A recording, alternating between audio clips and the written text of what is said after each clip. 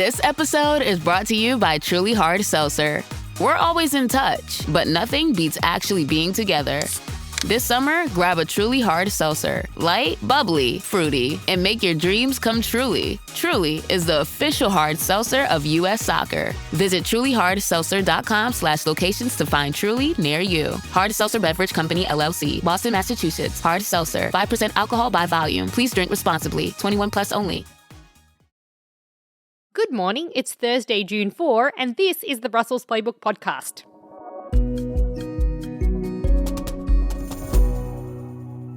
The vibe in Brussels today is fond, as officials realise Italian Prime Minister Giorgia Meloni might not be that bad, actually. Fond.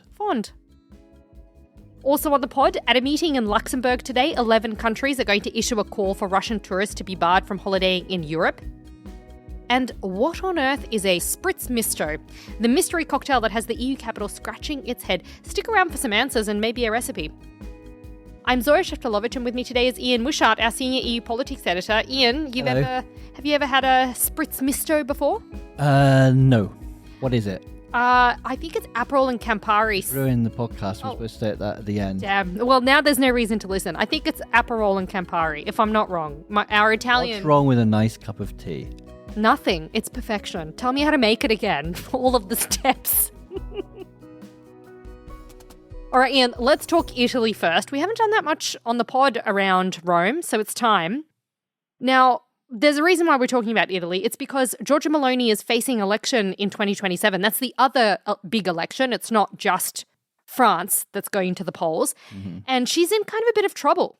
She is. The economy in Italy is not doing so great, is it? And it's been really badly impacted by the war in Iran, basically because Italy, I think more than any other country in Europe, imports so much fossil fuels, and that's obviously been hit by the blockades in the Strait of Hormuz, and the Italian economy has really gone downhill. Yeah, and that's not the only thing that's been hitting Italy. It's also been Trump tariffs. And you would think that Giorgia Meloni, who is one of Trump's big admirers in the EU, one of his closest buds, you would think that that might stop Italy from Are they getting close friends now, though? Well, friends of convenience. I mean, I guess Donald Trump doesn't have a lot of friends. He doesn't go to his son's wedding. No. So why we're talking about this today is because of the announcement, the economic announcements that the Commission made yesterday. Yeah, that's right. So this is in the spring semester package. And basically what happened was that the EU rulebook limits budget deficits to 3% of economic output. But there's going to be a concession that the Commission has announced, assuming it gets up, which is going to exempt some green investments from those rules for public spending. So just for our listeners, in case they don't know, the budget deficit is the difference between how much you spend and how much you bring in each year. And as you say, the EU rule says you shouldn't be spending more than 3% of GDP on that.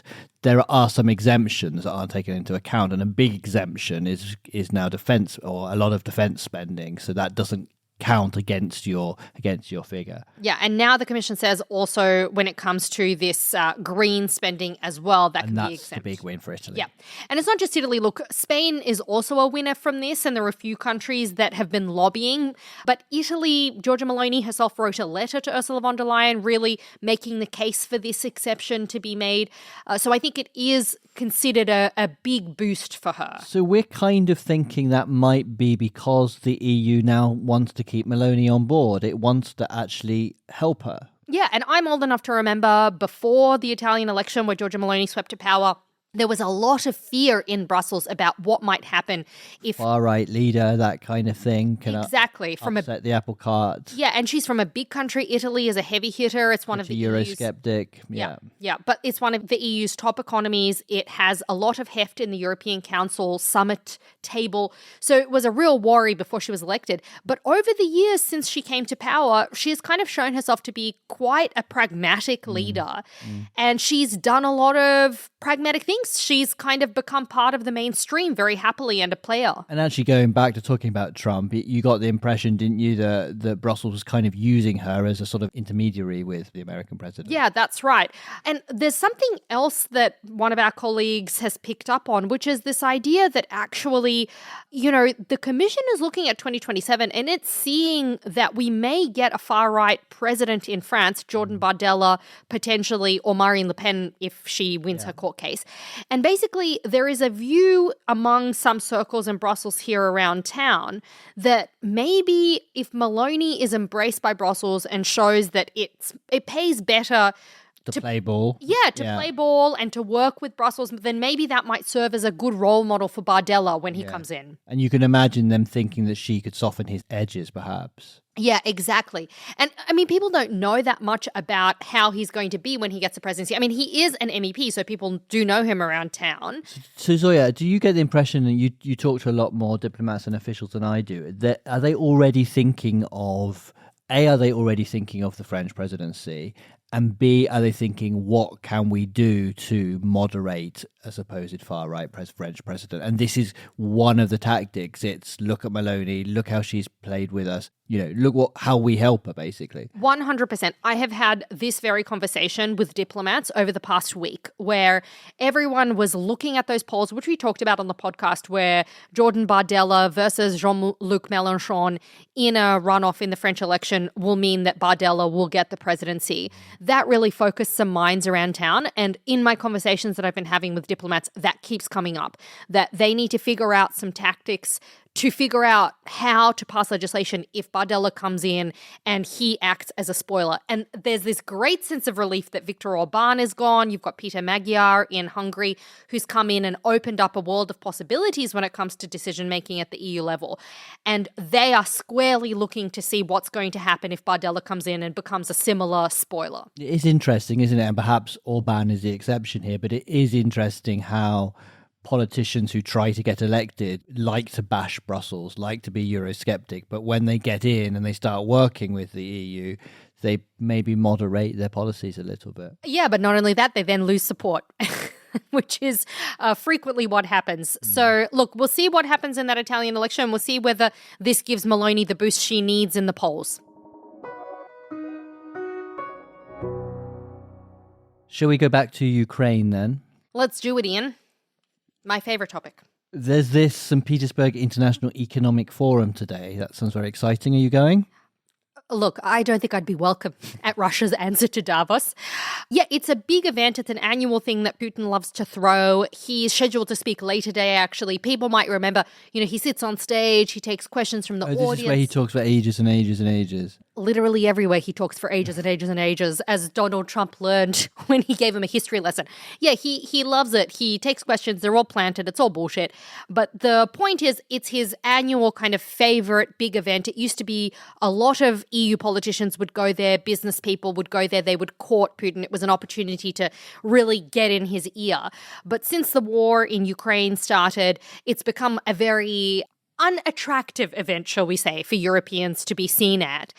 And the Ukrainians have made it even less attractive because yesterday they targeted St. Petersburg while the opening ceremony was happening with drones, and there was like clouds of smoke happening. Yeah, while the thing was opening up. So the reason we're talking about it is because there's a fair few Russia things on the EU agenda right now. Yeah, there's something about European visas for Russians. And also we're talking about the next round of sanctions on Russia, aren't we? Yeah, we are. So let's start with European visas maybe. So this is a story that I've been looking at.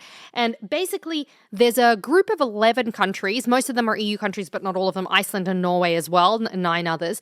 They've come together and written a letter addressed to the European Commission, basically saying, can you please crack down on Russian tourists going on holiday in Europe now? So my question for you, Zoya, seeing as you know that part of the world, what sort of effect would it have on the average person in Russia to think, I can't get a visa to come to Europe? Does that cause a backlash? Does that cause more antagonism against Putin? So there are over 600,000 visas that were issued to Russians last year. And I think roughly 500,000 were for tourists. So that gives you a sense of it. It's not exactly a huge number of Russians who are traveling, but it's a question of which Russians are traveling. It's the rich elites in Moscow and in St. Petersburg who are making their way over. And it's also people who have family in the EU and who want to come visit. So I think it would affect some pretty key demographics for Putin. Right. So Europe isn't really trying to target the average Russian middle-class family who just wants to come on holiday to Warsaw or whatever. I think it's it's also targeting those. I think the whole point that Europe is trying to make is Russians should also feel the cost of the war, because Ukrainians can't leave the country. You've got Ukrainian men of certain age prevented from leaving the country. There's no flying out of Ukraine currently. So I think the idea is just to strangle everything. Yeah, and get the Russians to feel that pain. And I think that's also part of these strikes that we saw in St. Petersburg. The whole point of it is to make the war visible, to give friction to an average Russian's daily life. Yeah, so this letter will be looked at in the Justice and Home Affairs Council meeting in Luxembourg today, and then we're told that if there's support for it, it could be fast-tracked before the summer. Yeah. And what do they want to do? Reduce the number of visas given or what? Yeah, they want fewer visas to be given. They want more tracking of Russians who do come to the Schengen zone, because this is about the fact that when you come to Europe into the Schengen zone, then, it's border-free travel, so you can go wherever. And there are some concerns that some of those tourists aren't really tourists, that they're members of the secret services and so forth. There are concerns that they are trying to intimidate. Some of those people are trying to intimidate European journalists, for instance. So the idea is track them better, reduce the number of them coming here, and just really tighten the screws. And briefly, the other thing is about work going on the latest round of sanctions against Russia. Yeah, so this is the 21st package of sanctions, and European diplomats have been racing to get agreement. There are some things that they haven't quite agreed on just yet, but the hope is that they want to at least sign off on it at the latest in June at the European Leaders Summit, which is happening on June 18, June 19. Not long now. Indeed, and our colleague Nick Vineker this morning is reporting that 4 Chinese companies might be on the list. Chinese companies who have apparently been helping Russia. So that's another way of sort of really strangling the Russian economy, I suppose. Yeah, and basically the previous 20 rounds of sanctions hit some of the easier, lower-hanging fruit. The EU now wants to really tighten things up when it comes to the facilitators of Russia's war. And the Chinese companies in particular have been a target in the past, but Europe has sort of not been super keen to get too aggressive because they're concerned about repercussions when it comes to Beijing retaliating. But now they're trying to sort of say, okay, we're gonna do it now. Fancy a cocktail, Zoya? Always. What's your favourite?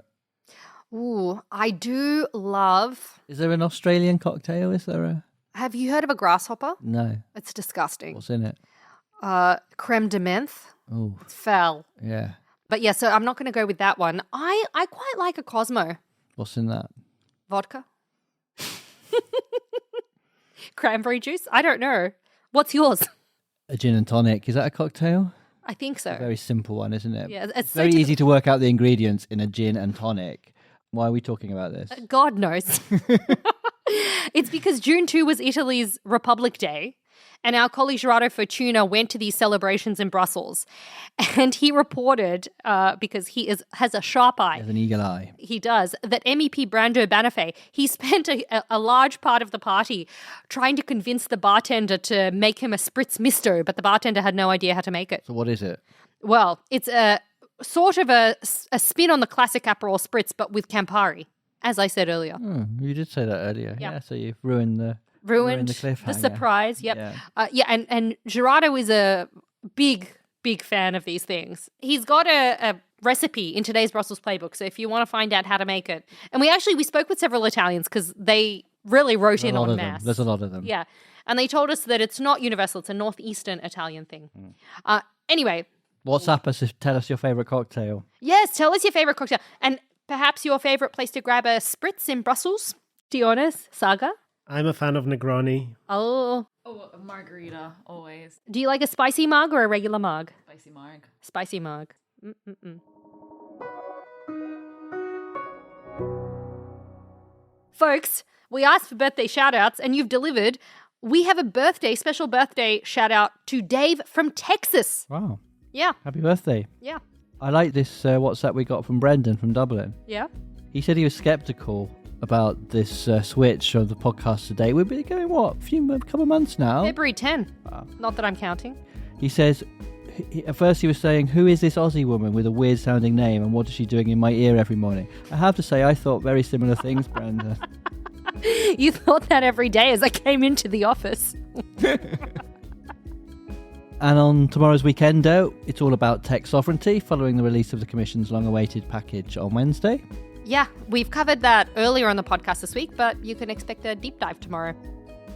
Folks out there, like us, subscribe, rate us, tell their friends, tell everyone.